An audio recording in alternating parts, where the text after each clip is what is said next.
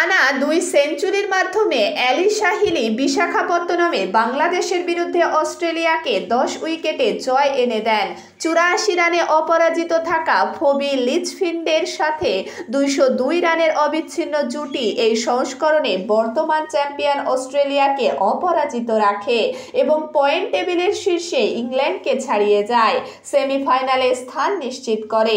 বাংলাদেশকে ৯ উইকেটে ১৯৮ রানে থামিয়ে দেওয়ার ক্ষেত্রে গুরুত্বপূর্ণ ভূমিকা পালন করেন অ্যালানা কিং।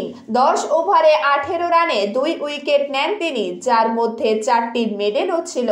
তার সহযোগী লেগ স্পিনার জর্জিয়া ওয়ারহাম ৭ ওভারে ২২ রানে ২ উইকেট নেন। লিচফিল্ড শুরুতেই বিশেষভাবে সক্রিয় ছিলেন।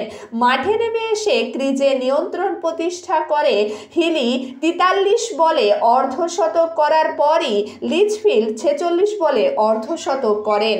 বাংলাদেশের অধিনায়ক এবং নিয়মিত উইকেটরক্ষক লিগার সুলতানা রুবিয়াকে গ্লাভস দিয়েছিলেন এবং আউটফিল্ড থেকে নিয়ন্ত্রণ করেছিলেন।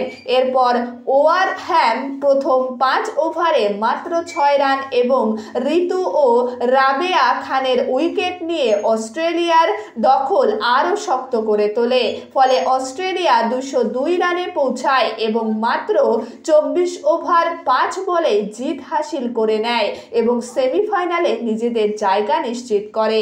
আগামী বুধবার ইংল্যান্ডের বিরুদ্ধে খেলতে নামবে অস্ট্রেলিয়া।